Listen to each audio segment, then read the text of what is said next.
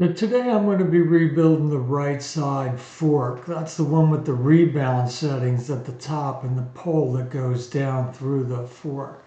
So let's take a look there and see what we got.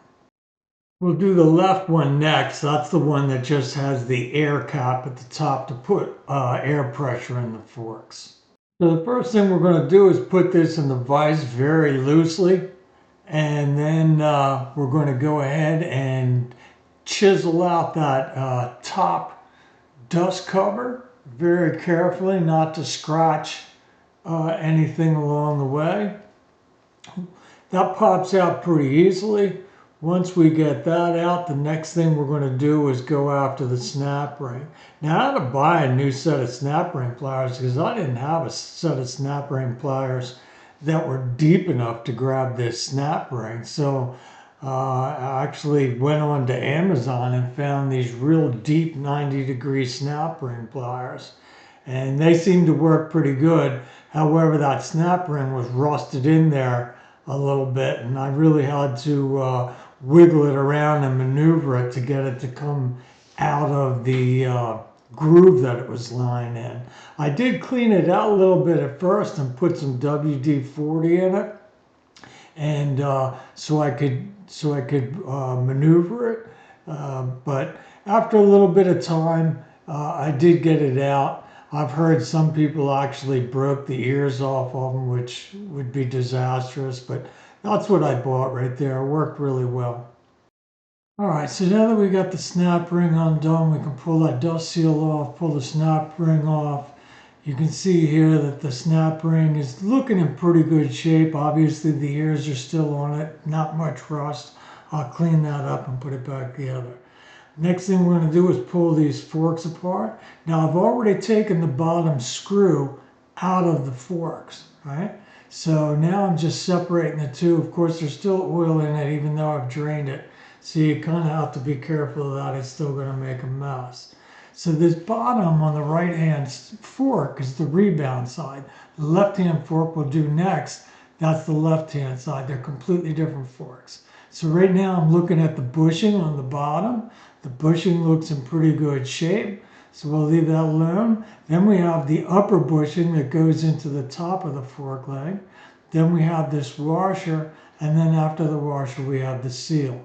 All right, so we'll go ahead and take all this stuff apart, and we'll take a look at it. We'll also go into this fork leg. We'll clean that up real good and make sure that groove where the snap ring sits is nice and clean and everything's good there, so it'll hold a seal.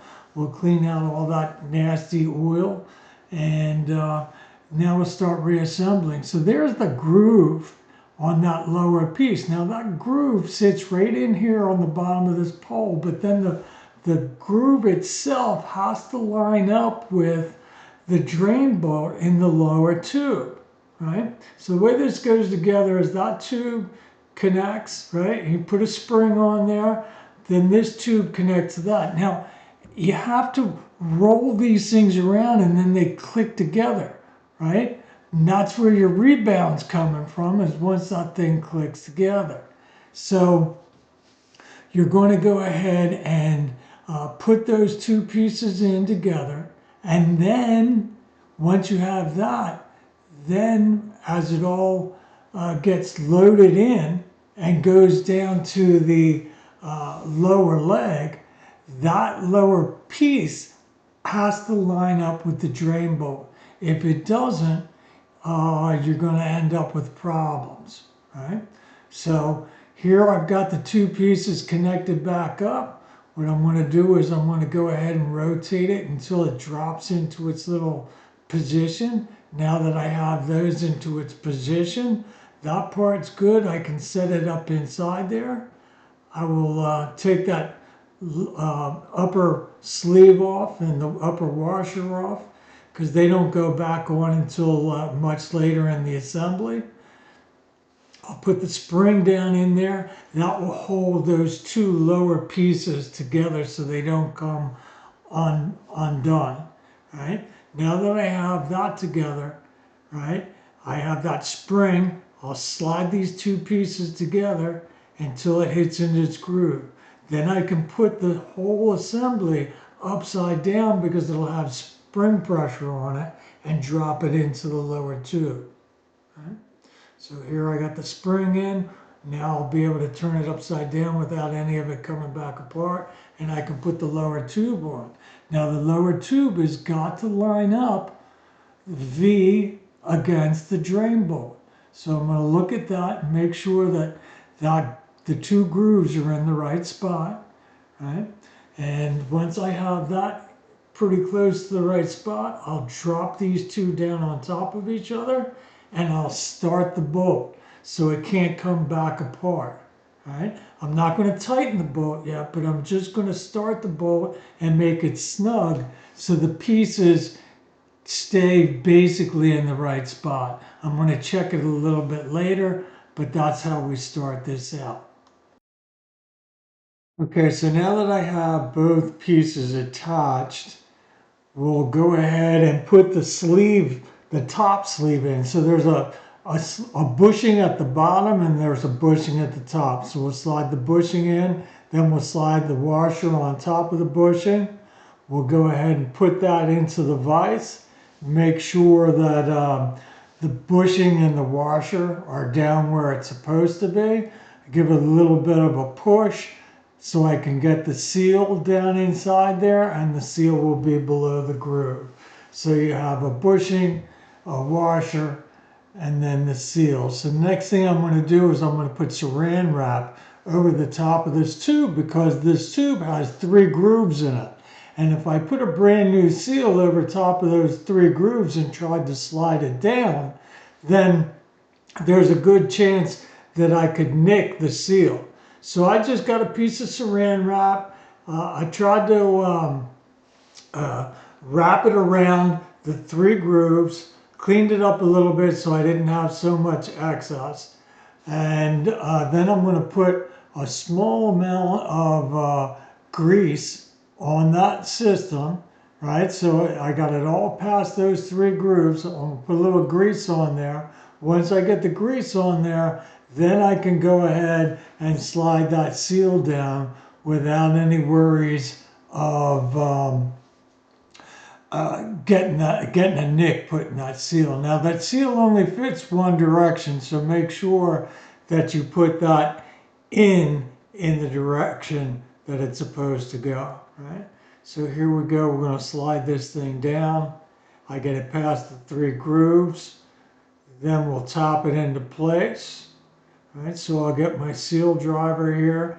I got one of those universal seal drivers that fit everything from, I don't know, I think a 35 millimeter down to a 50 millimeter or something. So it's just a 2-piece seal driver. You're just going to put this one lower piece on. You can move those 3 legs around if you need to, depending on what size fork leg you have. And then there's a second sleeve that you put over top of that, and it gets pinned together, and then you just start beating on this thing until you get it locked down into the groove, right? So just a couple good taps. Get that thing tapped down in there. Once you get it tapped in there, you can turn it around because it doesn't always go down perfectly centered. So we'll just keep rolling until it's all the way down inside there. Once it's inside, we can go ahead and remove it and put our snap ring in. Just going to look down there, make sure that there's the groove for the snap ring before I drop the snap ring down in there. Once I see that the seal is low enough to get the snap ring in the groove, I'll go ahead and place that snap ring in there. So I'll get it squeezed and I'll just push down and make sure that it's in the groove all the way around, and that the ears and everything look tight inside there so it doesn't pop out. And once I get that done, I'll put the saran wrap back over top of the leg and I'll drive down this dust seal. We'll get the dust seal down in there. And that pretty much, I don't want to say falls in place, you have to push it, but you don't need a driver to get it in there. Then I'm going to come back to bottom fork leg.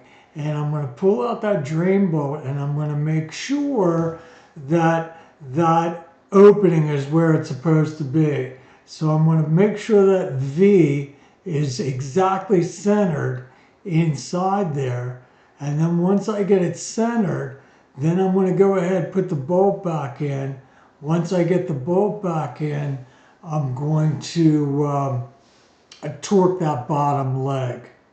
So now I've got the drain bolt in, and I've got the bottom leg bolt snug so nothing could move. I torqued it in place. The last thing that we're going to do is fill this thing with oil. And just because I can't see the lines real good, I'm going to put a piece of tape over the mark. I believe the right side took 350, where the left side took 375, right? So I'm just going to bring it up to that line, then I'll pull the tape off, make sure that I'm exact, and once I get it exactly where I want it to be, then I'll go ahead and fill up that fork, right? But it's a little, the numbers are a little hard for me to see at this time, at my age. So it takes me a couple seconds here to get that straightened out. But once I get that done, then I'll pour it in, and then it will be exactly right, right? They want 350 in this leg. I'll put 350 in this leg and put 375 in the other leg. I might have that backwards. I'm not sure which one took 350 and 375, but I think that's the way it is. So we'll dump that oil down in there. Now I already have the spring inside there and the washer on top of the spring. So the last thing that I need to do is drop down that extension tube. Once I get that extension tube in there, I can go ahead and twist on the cap. So I'll start putting the cap on the top, and I'll make sure that that rod fits into that lower section. So I'll just twist it lightly until I feel it pop down. Once it pops down into the hole, now I can go ahead and squeeze this thing on. I'll take it back out of the vise, put it on the floor so I don't scratch anything. Then I'll get it started. Once I get it started, I'll go ahead and tighten this thing down. And then when I end up putting the front fork back onto the bike, I will then tighten the top fork, but you can't really tighten it until you got that locked down. Right now I'm just trying to push the oil around into the valving. So here we go. We'll put this back together, and then we'll pull the left one out, and we'll do the left one as well. All right, thanks guys for watching. Here's your rebound adjustment and your track adjustments in case you wanted to see them. I appreciate you watching. Have a great day.